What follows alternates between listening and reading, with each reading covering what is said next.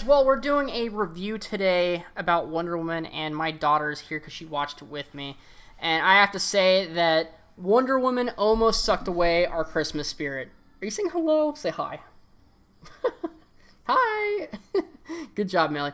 Anyways, so... Hi! Okay. Let me try to get to the gist of why this movie is really bad. I'm going to try to keep it brief. It's going to be spoilers, by the way, just because the movie is kind of... You have to spoil some things to at least be able to explain some of this movie, okay? So I'll tell you some of the good things real quick before we get into the laundry list of bad stuff. I'm trying not to cuss in front of her. I'm so used to cussing in these videos without her around. Basically, the gist is the good stuff is the action scenes. There are 4 action scenes. There's the beginning Olympics scene, which, by the way, is really cool. Basically, Diana, when she's little, or aka Wonder Woman, she is doing this Olympic Games against a bunch of adult women, Amazonian women. Anyways, as she's running through and she's beating all these full-grown women in an Olympic sport, it's kind of almost like a triathlon or whatever. She ends up taking this path, I guess you'd say. She's cheating, basically. She takes this little mud path that kind of gets her ahead of everybody, and she's not supposed to do that. And later in the race, right when she's about to win, the main Amazonian badass chick basically grabs her and says, hey, you can't do this. You know, heroes don't take shortcuts. You know, you can't shoot as a hero. And I was like, okay, great. That's going to be the message of the movie. Usually the theme and message of a movie starts out in the beginning. So I was like, all right, that's where this message is going to begin. But later in the movie, this message never really counts at any point. And I'm just kind of like, they kind of just... Did they, like, forget to write in that message later in the movie? Because the message is, don't cheat if you're a hero, don't take shortcuts. Okay? Well, in the movie, I guess the only thing I can think of in the movie that is a shortcut is her bringing her dead loved one back to life. Wonder Woman's dead loved one, the boyfriend, what's his name? I don't even need to know his name. The pilot guy from the first movie. So, it's like a stretch for me to think about that. Like the whole, hello? They see you, Melly, they see you. Hello? Oh, you are just a cuteness. I'm sorry, there's so much cuteness going on right here. Okay. So, yeah, I don't understand the message in the beginning with the whole, like, don't make don't do shortcuts. But we'll move on to the next thing. There's a really cool fight scene in a mall where Wonder Woman ends up fighting these 2 robbers. I almost said bank robbers. No, they're just robbers who robbed, like, this jewelry store. And what's cool about the scene is it really reminds me of, like, old 80s stuff where it's kind of, like, half-hearted, light, just good old fun. And what makes it fun is that... Melly, hey, you're making all this noise. Give me 1 second, 1 second. I'll give you this in 1 second. Okay, here you go. Okay, so what happens is as she's fighting these robbers are basically doing all these horrible tactics. Like, one is grabbing this little girl and is, like, holding her over the ledge or whatever, just like I was about to do with Melody.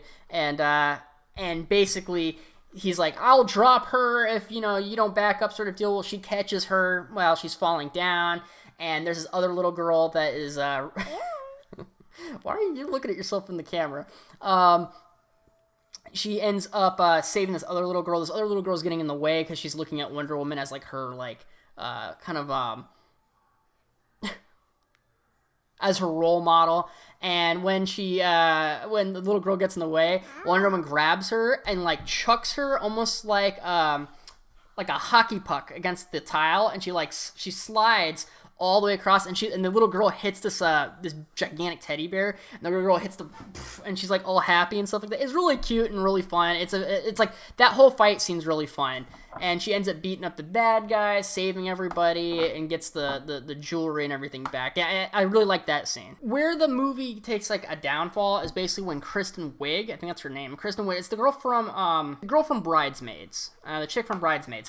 She plays kind of the same character in every movie, and I don't like her character. Like, it worked in Bridesmaids, but in this particular movie, I don't feel like it works. Ellie, hey, stop. 1 second. 1 second. No, don't make all that noise real quick. 1 second. I'll give you that. You can move into the room real quick, and let me finish my review. Let me finish my... Stop. Okay. Oh, my goodness, Melly. All right, well... You are just being too much. I don't know if you're... God. Why are you so cute? I can't even be mad at you. Go over here. I'll get you a sandwich in a second. Okay. Oh God, Daddy's the what dads have to go through, especially when they're trying to make a review. Am I right? And basically, Kristen Wiig's character, she is like this disgruntled employee that like doesn't get respected, and she has these glasses and is really really nerdy and is not very. But yeah, I was thinking like, are they gonna do the same thing that they do in all the other superhero movies, where there's like the nerdy person that becomes a supervillain because they end up feeling like what power is really like when they don't have any power themselves. And they did that in like the Amazing Spider-Man. They did that with, I think, the Riddler. Jim Carrey's the Riddler. And they've done it in a couple others. I just don't remember off the top of my head. I just know it's happened before, and they do it in this movie, and I'm just like, why are they doing that again? Like, that is like the most superhero-y trope I've ever seen. It's so bad. So yeah, I don't like the writing in this movie, because the two main villains is Cheetah, which is played by the girl from Bridesmaids, and her motivation is basically like once she gets her wish fulfilled, which is from the stone that can grant basically infinite amount of wishes. It just, there's like a backdrop to it. So if you wish, it usually has some sort of negative side effect whenever you get your wish. So basically what happens is she ends up wanting to become like Diana, which happens to be Wonder Woman. So what happens is she ends up becoming kind of like Diana, where she becomes more attractive, more empowered, and she ends up getting superpowers too. So now she's like a Wonder Woman. And then that happens, so she ends up becoming like the first bad guy in the thing. Because what happens is like Wonder Woman has to go ahead and stop the Wishmaster, or what's his name? His name is Max Lord, or Lord Max, or whatever. And he's kind of a shitty bad guy in my opinion. And the reason why he's so crappy is that I don't understand either one, both the bad guys. I don't understand their motivations. I kind of understand Cheetah's, because basically she's this nerdy chick, and now she feels power, so she wants to keep that power, and I get that. And if Diana takes out the Wish guy, she'll go back to normal. So she's not going to be like the superpowered chick anymore. So I kind of get her motivation. The problem is that the Max Lord guy, he's like this entrepreneur, he's this oil investor, and I get it. Like, I get like getting power. I completely understand everybody likes power. The problem is, in this movie, is it feels like Max Lord doesn't have any sort of self like preservation. You know, like he's like, he wants power. I get that part. I'm on board with that part. But there's no self-preservation after the fact. So, like, for me, personally, right, I would get power, but I don't want anything to, like, kill off the planet, you know? And he's like, there's people that are wishing to him, because he basically, what happens in the movie is he gets the stone, and he says, I wish to become the stone. So, there's, like, stone, like, evaporates, and he becomes a stone. So, he ends up going around the world talking to, like, world leaders and big businessmen and rich people. Ends up being like, he grabs their hands, he's like, what do you want? And then when someone tells them, what do you want? It almost reminds me of The Notebook, actually. What do you want? Yeah, so anyways, he goes around the world going like, what do you want to people?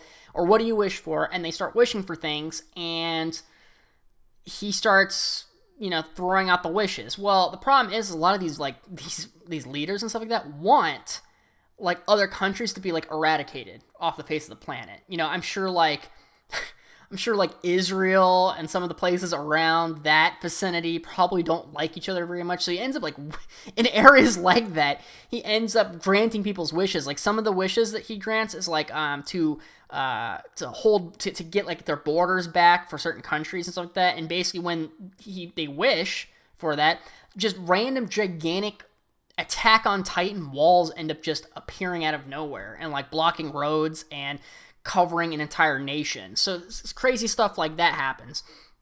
And then certain countries, like, we want, like, thousands of nukes. Like, we want, like, the most nukes in the world and things like that. Like, be like a nuclear superpower. And he's like, yep, granted. And then just thousands of nukes pop up, and people are, like, about to fire nukes at each other. Because during this time is also during the USSR and the United States had a kind of conflict, during the Cold War. So, like, this is not the time to be granting fucked up wishes like that, and it's what's happening, right? So he's, like, granting all these really retarded wishes, and some of these wishes are just gonna just blow up the planet. So that's what I don't get in the movie, is that he's granting these wishes, and I'm cool with that. I get that point. And to get power, he's like granting wishes, like he wants to get more oil, he wants to get more power, like military might and things like that. I get that part. But then like that self-preservation part, he's like throwing that out the window, and he's gonna get screwed along with everybody else. Because like even at the end of the movie, he's like, I want everything. And he's like doing the whole like, you know, over the top bad guy spiel or monologue. And you're just like, dude, like, the whole like fight for power thing is kind of getting out of hand when you're just like, everyone's gonna get nuked, including you. You know, it's kind of one of those weird things where, you know, like, it's all like the end of the world bad guy stuff. They're always the bad guys that just, I want to destroy the planet. And you're just like, but why though? You know, like, why are you trying to destroy it? Like, where are you gonna go?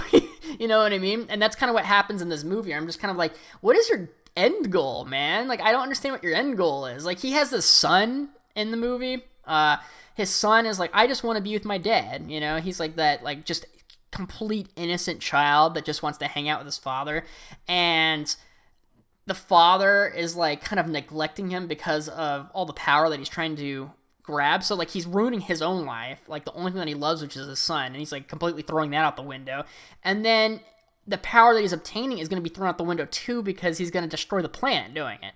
So it just doesn't make any sense. And then they do this whole like Naruto back, like, you know like Naruto, I don't know if you ever watched Naruto, but like whoever hasn't watched Naruto, basically what happens in Naruto is they'll have like a fight scene where the bad guy ends up losing, and then they do their backstory after the fight scene.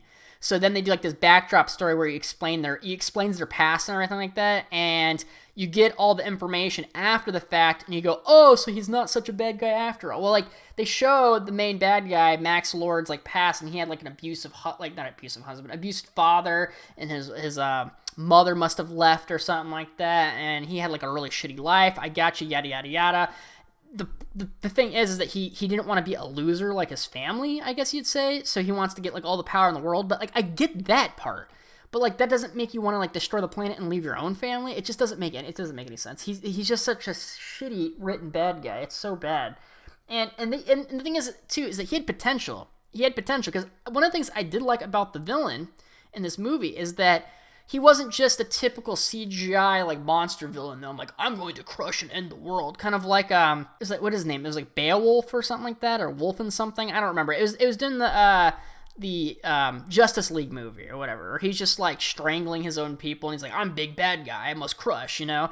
And I like that this one is not like a up in front bad guy where you have to like fist fight him. He just does these wishes, so you have to outsmart what he's wishing for and get to him and kind of stop him without using just might, right? And I actually like that. I actually think that is a great idea. It's just I wish that the writing was better that came with it. All right, you guys, my daughter is back eating a popsicle. Beautiful. Anyway, so later in the movie, too, so one of the things that kind of interests me in this movie is that the pilot, the lover of Wonder Woman, Steve Trevor, or from Kristen Pine, that's the actor's name. Steve Trevor is the character. He comes back to life after Wonder Woman wishes for him to come back to life next to the stone. She doesn't go up to the stone and is like, I wish for this. She just happens to be like, I wish my loved ones was back. Oh, she just dropped ice cream on me. She wished that her loved one was back right next to the stone. So the stone ends up granting her wish. And then what happens is, it's one of the most confusing scenes in the whole movie. I'm going to put this over here, Melly, because you're getting ice cream all over me. God, being a dad, you know what I mean? Dad trying to make a review with cuteness in front of him. She ends up wishing for him back, but he doesn't just come back to life as like just hello. She doesn't just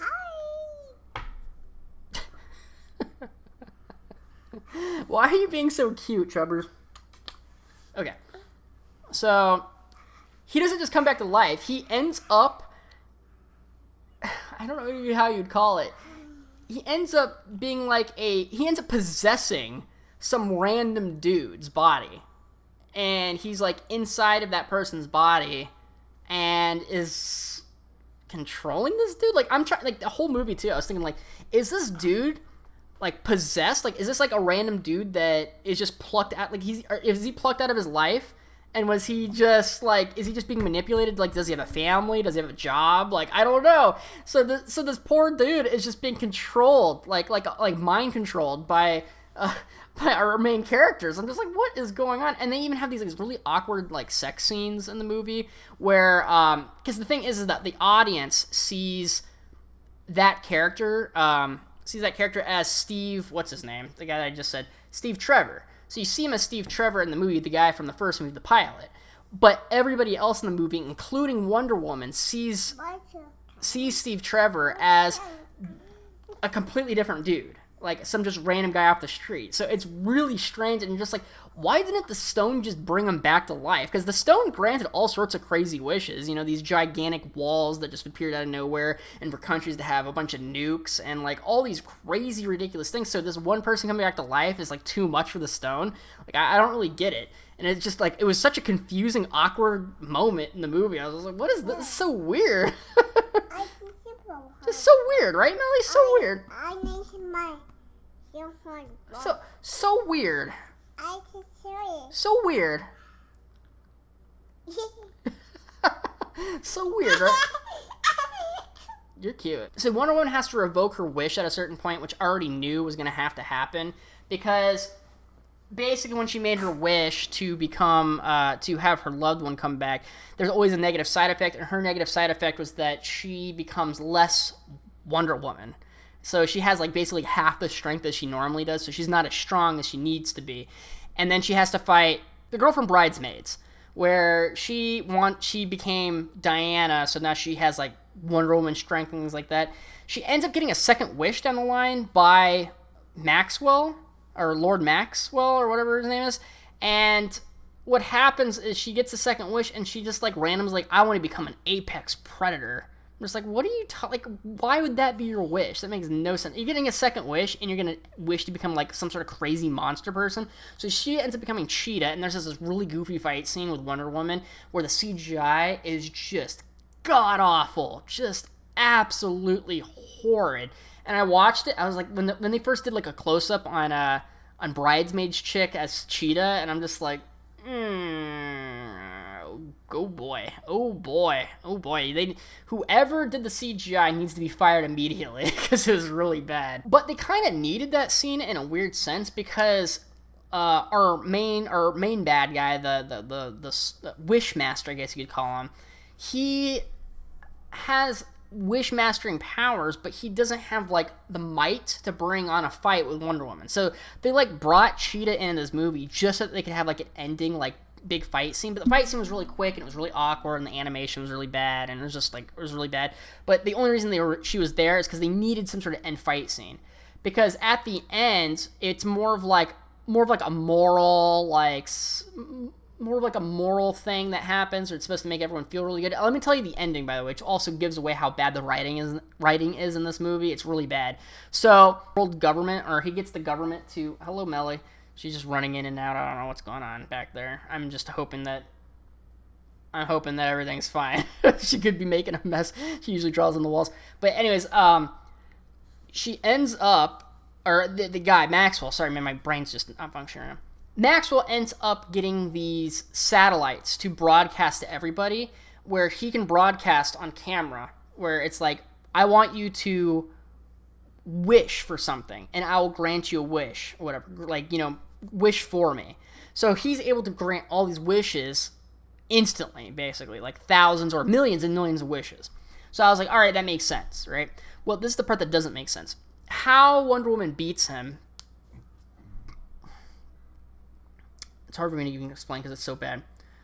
Because these satellites can broadcast to everybody, right? That makes sense because it's throwing data from the camera that he's working on, and it's putting it on all the TVs and anything video down onto the planet. That makes sense. Well, she ends up wrapping the truth lasso around him while this is all happening. And what makes no sense is that she ends up talking to everybody else through the broadcasting, which doesn't make any sense to me. Because he's not saying anything through the broadcasting. She's like telepathically talking to everybody through the broadcast. I'm like, that's not how it works though, right? It just broadcasts to the TV, right? So how is she lassoing him, then able to talk to him to everybody else? Like, it doesn't make any sense at all. Melly, what are you doing back there? Why are you so cute? Like, I can't even get mad at you. You're like interrupting my review and everything like that, but you're also being really cute back there. I can't even. Mama's at work and I'm off, so I'm trying to do a review with her in the room. I'm sorry, you guys, if she's getting in the way, but you know, it's daddy business, you know.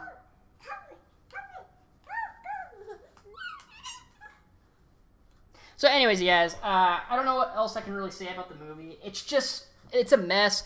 They kind of ramble on a lot through the movie. There's not a lot of action, which I'm usually not a big action. Like, I'm an action guy, right? But if there is an interesting, compelling story, I'm okay with that too. Kind of like in The Dark Knight Rises, there's not a lot of Batman in the movie, but because the story's so compelling, it doesn't really matter. Batman's not that much in the movie. But Wonder Woman puts on her Wonder Woman suit, like, I think it's like 2 or 3 times in the entire movie.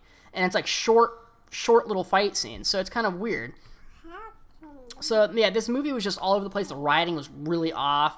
The pacing was just god-awful. I mean, I'm actually cutting out a lot out of this review just because there's so much just bland, random nonsense, like talking and just eating dinners, and it's just dumb stuff. So, I don't know. I give the movie like a D+ in my opinion. It's not really worth watching, especially because it's 2.5 hours.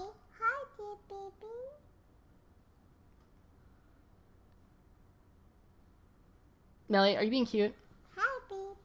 You're my baby. What are you saying hi, baby, for? But yeah, so the movie was just not that good in my opinion. I think that the writers need to reevaluate themselves, and the CGI directing or whatever, whoever made the CGI, they needed to fix that. They must have tried to release this quickly or something like that, because there was all sorts of wrong with this movie. I give it like a D+. It's not like the worst movie in the world. There is some redeeming qualities to it, but like, it's not worth watching a 2.5 hour movie for a couple of these fight scenes, in my opinion. If you want to watch the fight scenes and watch some of the interesting stuff or whatever, you can look up on YouTube, and it would be like 45 minutes of just interesting stuff. Everything else is just bland nonsense. So I give it a D+. That's it, you guys. Thank you guys so much for watching. I'm going to try to get this girl some food, or at least entertain her or something like that, because she's just all over the place right now. It's like she ate some sugar or something. Do you eat M&Ms, Melly? I don't know what she's doing. But let me go help my daughter. Thank you guys so much for watching. Please like, share, comment, subscribe, and do all that YouTube business. And see ya! Hey, you made it to the end. That means you must enjoy my content, so go ahead and love tap that subscribe button for me. And if you don't like my content, subscribe anyways. My videos are proven to make your schlong longer. Follow me on Parler if you want additional content updates, or if you want to interact with me personally. And join my BitChute channel for additional content. Thanks, you guys. See ya.